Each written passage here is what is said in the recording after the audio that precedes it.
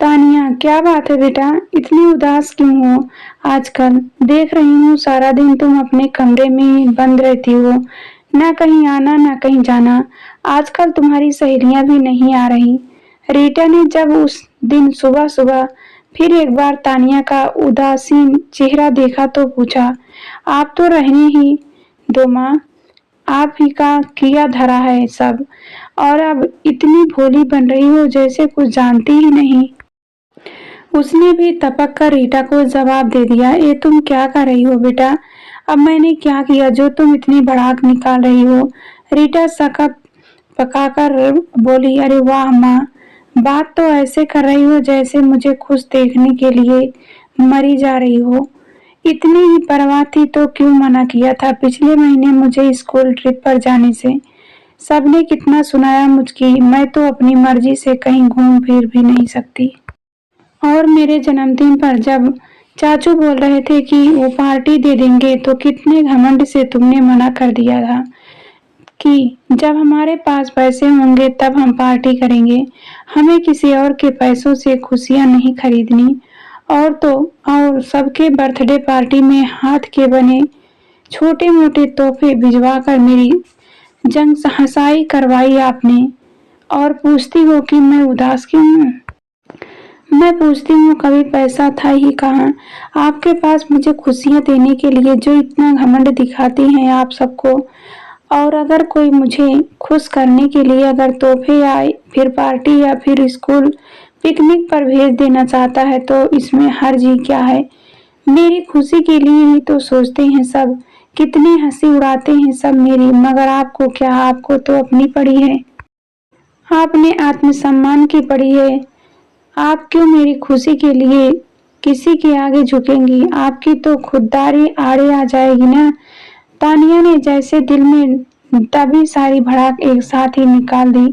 रीटा की आंखों में आंसू थे, सोच में पड़ी थी कि क्या इसी दिन के लिए अपनी खुशियों का आईना बदला था।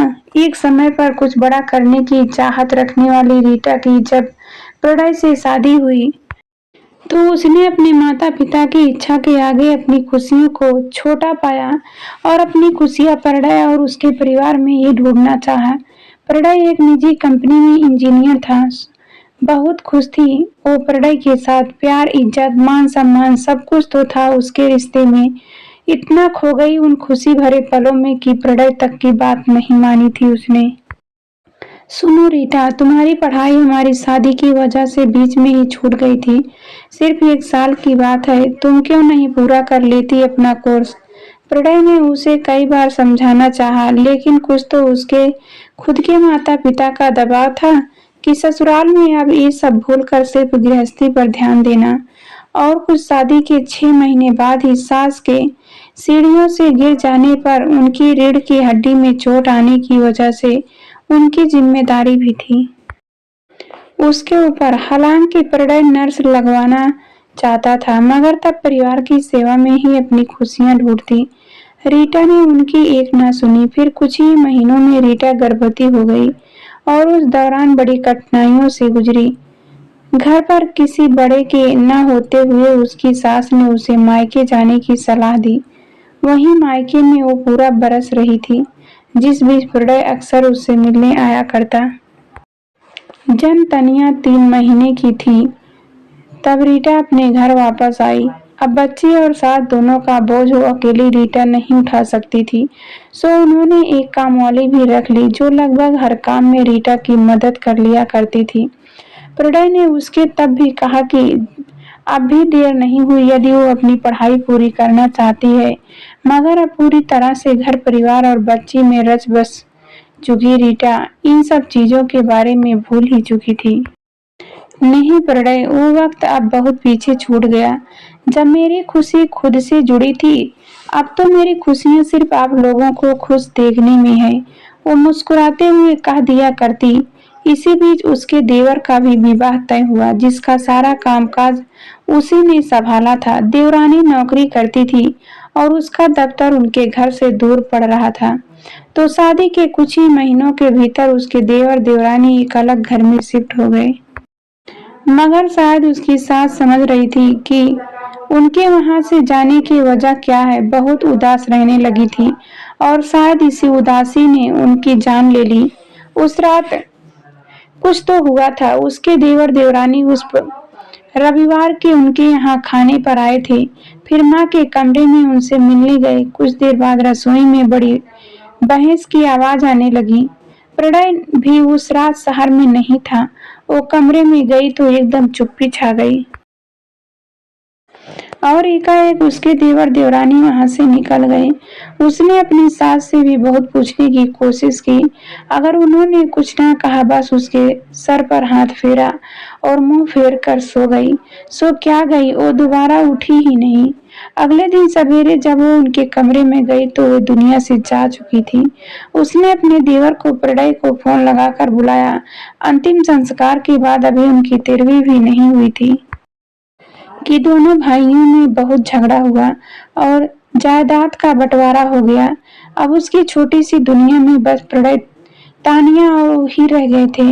मगर इम्तिहान अभी बाकी था। शायद एक दिन दफ्तर जाते वक्त प्रणय का एक्सीडेंट हो गया और बहुत कोशिशों के बाद भी उसे बचाया ना जा सका। रीटा पर तो जैसे दुखों का पहाड़ टूट पड़ा। कई कई दिन तक किसी से बात न करती। इधर देवर देवरानी ने भी जैसे उनसे किनारा कर लिया था। उसकी माँ उसे मायके ले आई। कुछ दिन तो वो वहाँ उनके साथ आराम से रही। शायद सोच भी चुकी थी उन्हीं के साथ रहने का। मगर एक शाम अपनी भाभी को फोन पर किसी से कहते सुना, खुद का तो संसार उजड़ गया, देवर तक तो पूछता नहीं, सो चली आई है यहाँ हमारी खुशियों पर ग्रहण लगाने। सारा दिन मनहूस सा चेहरा बनाए बस घूमती रहती है।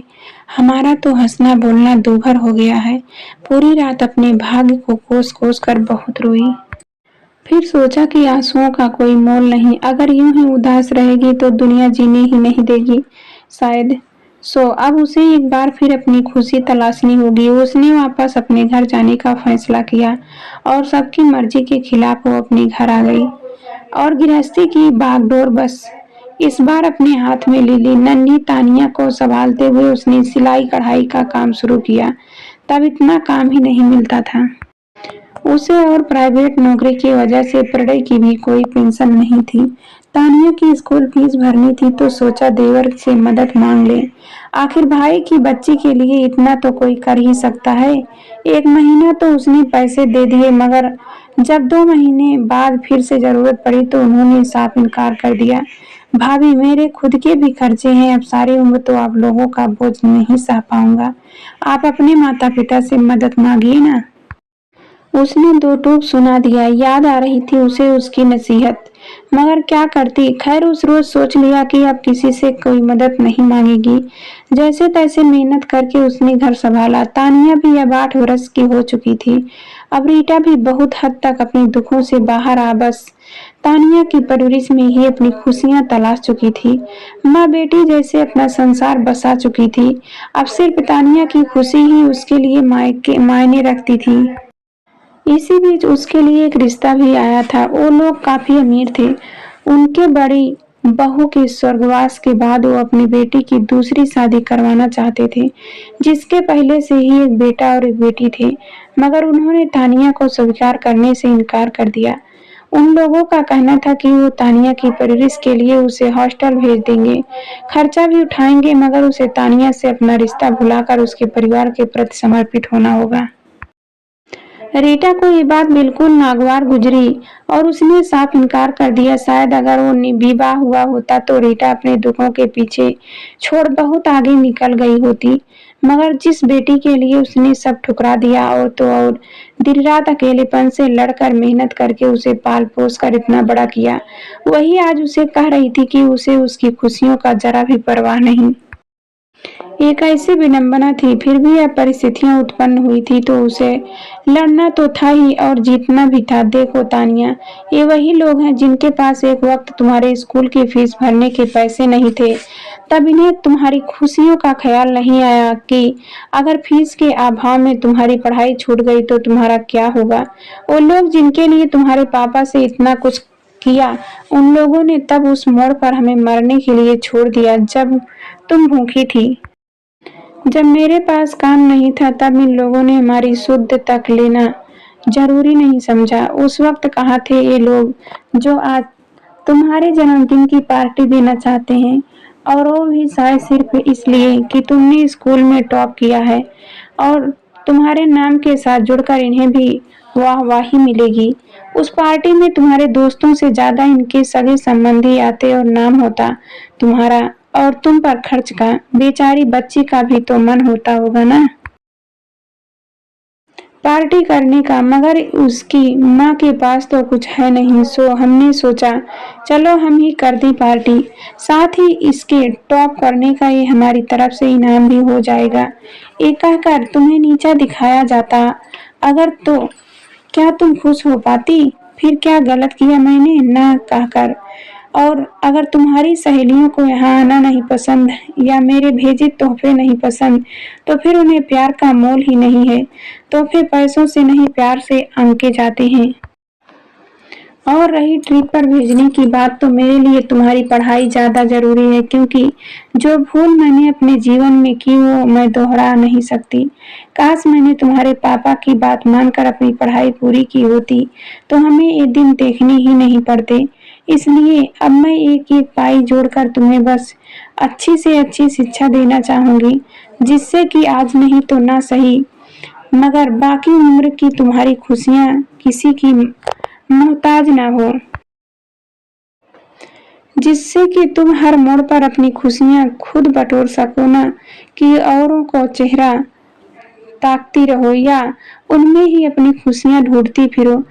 घूमना फिरना तो क्या, एक बार पढ़ लिख जाओगी, अच्छा करियर होगा, सैलरी होगी, तो दुनिया घूमती फिरना और हो लेना खुश। मगर अभी के लिए अगर अपने हालात में ही अपनी खुशियां नहीं ढूंढ पाओगी, तो पूरा जीवन कभी खुश नहीं रह पाओगी। मेरी ये बात याद रखना।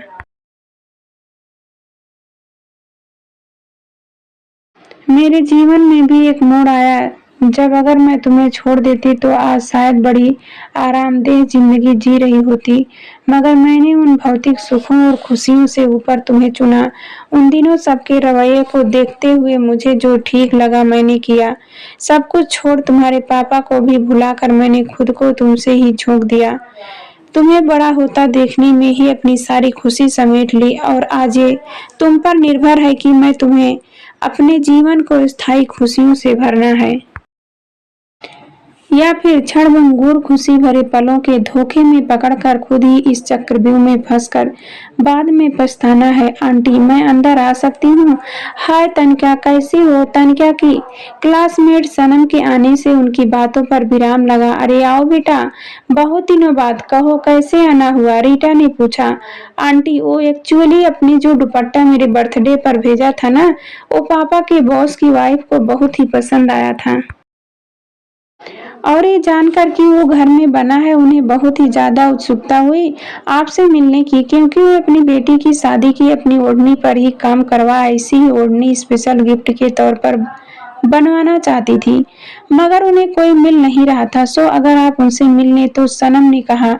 हाँ जरूर बेटा, क्यों नहीं, मुझे उनकी मदद करने में बहुत खुशी होगी। ठीक है आंटी, तो मैं कल उन्हें लेकर आती हूँ। तानिया कल हम आराम से बैठकर बातें करेंगे, आज थोड़ा जल्दी में हूँ कहकर सनम निकल गई। देखा तानिया प्यार से बनाए सस्ते तोहफे में भी कई बार बहुत ताकत होती है। चलो अब तैयारी करनी पड़ेगी, इस ऑर्डर के बाद शायद तुम्हारे लिए कुछ और खुशियां खरीद पाऊं कहकर रीटा अपने काम में लग गई। तानिया सारा दिन सोच में डूबी रही, जैसे उसकी सारी जिंदगी उसकी आंखों के सामने से गुजर रही हो। वाकई हर कदम पे जिस माँ ने खुद को उसकी मुस्कुराहटों के लिए झोंका था, आज उसने उसी पर इल्जाम लगाकर उसके जीवन की एकमात्र खुशी छीन ली थी। शायद दूसरे दिन जब सनम आई तो माँ को उन लोगों से बात करते देख उनकी आंखों में जो आत्मसम्मान और स्वाभिमान की चमक दिख रही थी, उससे वो सही खुशियों के मायने शायद पूरी तरह समझ गई। शायद समझ गई कि खुशियाँ दूसरों के पैसों से या दूसरों के भरोसे खरीदी नहीं जा सकती, बल्कि खुद अपनी परिस्थितियों से कभी लड़कर तो कभी समझौता कर कर कमाई जाती है। मुस्कुराते हुए माँ के गले लग बोली, माफ कर दो माँ मुझे, क्योंकि अभी मैं ना समझ हूँ, नहीं जानती थी कि जिन खुशियों की तलाश में मैं हूँ और तुम्हारे आंसुओं से होकर गुजरेगी, मगर अब नहीं, अब मैं भी तुम्हारी तरह खुशियाँ कमाऊंगी, अपने लिए नहीं, हमारे लिए। दोस्तों, आजकल के युग में हमारे बच्चे बहुत हद तक भौतिक सुखों को असली खुशी का जरिया समझ बैठे हैं। तोहफे, कपड़े, समर कैंप्स, स्कूल ट्रिप्स और पार्टीज वगैरह में दिखावेबाजी की जैसे हो रही थी। एक स्पर्धा का माहौल सा हो गया है। महंगी गाड़ी में दोस्त को देखते हैं तो अपने लिए भी डिमांड कर बैठते हैं। क्लासमेट कहीं फॉरेन ट्रिप पर जाते हैं तो उदास जाते हैं।